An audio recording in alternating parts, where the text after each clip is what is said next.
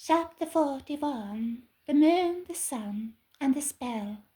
Could the timing of the explosion at Stonewall have been determined by a mystery from ages past involving the moon, the sun, the ancient calendar of Babylon, and the casting of an incantation? The time of passion and anguish. Ishtar's lover was the shepherd Tammuz. One day Tammuz offended her. The goddess set a horde of demons upon him.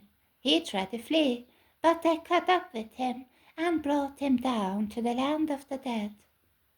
After his departure, the goddess in remorse began mourning him. The sorrow and anguish were so great that nature itself stopped bearing life. Her maidens mourned with her. Finally, she descended to the land of the dead and brought him back to the world of the living, where he could dwell for part of the year before returning to the dead. When were the days of Ishtar's mourning and anguish? They were days of summer. It was then that the Middle Eastern earth dried up and the leaves and fruit withered away. The sign of Tammuz's death and the separation of the two lovers. The days of Tammuz. But it was more specific than that. The days of Ishtar's sorrow fell within a specific month. The month was so closely connected to the goddess and her cult that it bore the name of her lover. It was the month of Tammuz.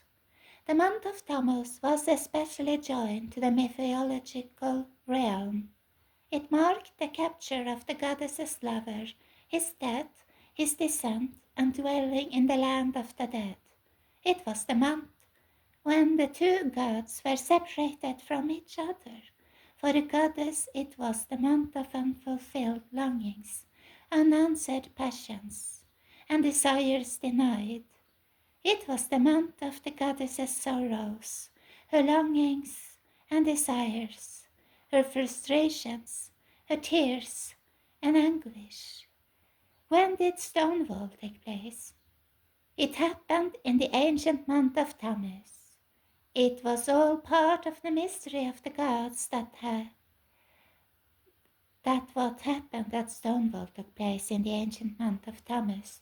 It was no accident that Ishtar's return should take place in the month named after her lover and so deeply interwoven with her worship. Nor was it an accident that the replaying of a mythology at Stonewall should happen in the month most saturated with her mythology. If the frustration and anguish that exploded into Stonewall were driven by the spirit of the goddess, then it is all the more striking that it happened during the very days devoted to her anguish and frustration. She was separated from and denied the object of her desires. The month's very name, Tammuz, stood for a denied object of her desires. So the days of Stonewall were the days of Tammuz, and the uprising was likewise born of frustration and the denial of desire. The descending of the sun.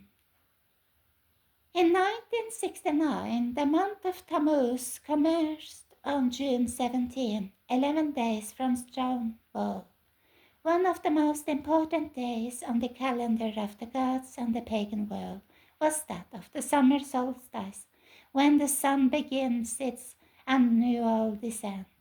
It was a time of rituals, worship, and sacrifices. The summer solstice was one of the most highly charged times of the pagan year. And in the case of Ishtar, the sun's descent paralleled the descent of her lover Tammuz into the underworld. In 1969, the sun began its annual descent on June 21st. It was just days before the events that would set everything in motion, and exactly 7 days to Stonewall. Daughter of the moon and the 15th day. Ishtar was strongly connected to the moon. In several of her mythologies, her father is identified as the moon god. She herself was known as the first daughter of the moon. Since the Mesopotamian and Middle Eastern calendars were lunar-based, each month began with the new moon, which reached its fullness around the 15th day, the month's center point, the day of its full moon. In the Babylonian world, it was a holiday called the Shabbat. Ishtar was called the she of the 15th day, the mother of the month. In 1969, the month of Tammuz, the month of Ishtar's passion, came to its full moon on the weekend that began on June 27th and ended on June 29th. It was the weekend of Stonewall.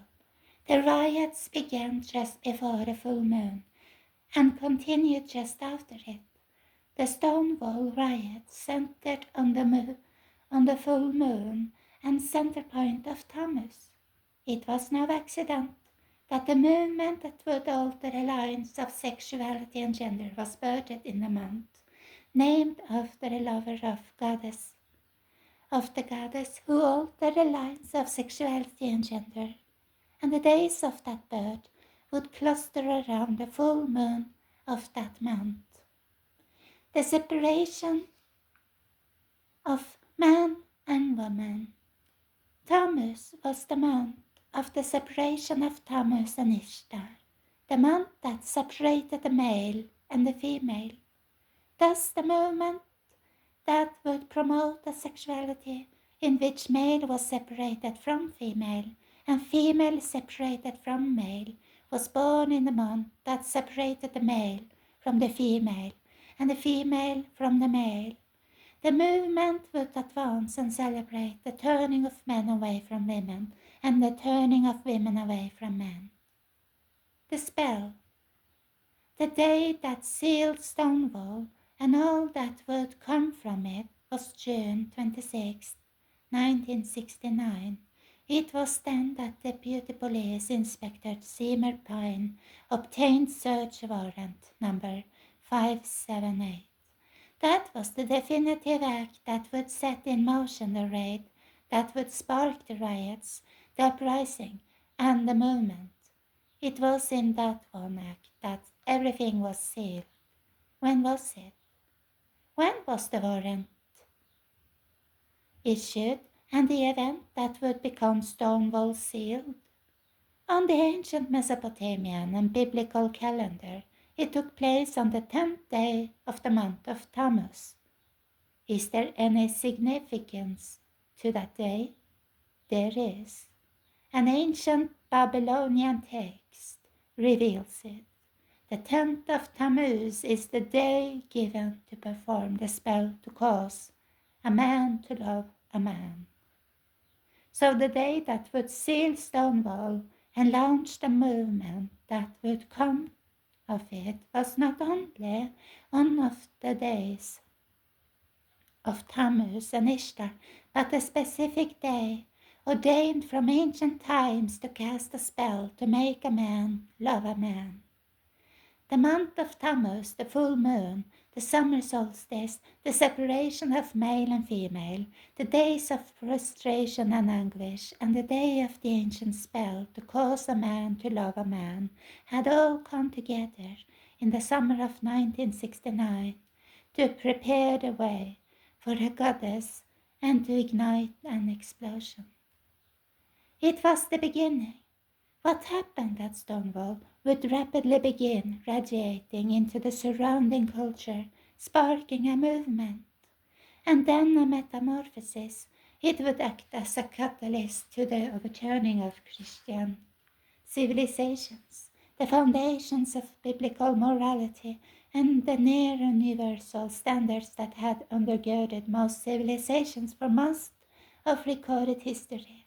It would bring that which had inhabited the shadows into the mainstream and then into domination. But behind the metamorphosis is spectacles, its signs and symbols, its landmarks and seminal events, its celebrations, rites and sacraments were mysteries of ancient origins. Behind them all were the gods. Those are the mysteries we will now uncover. We begin with the festal processions of Sumer and the gates of Babylon.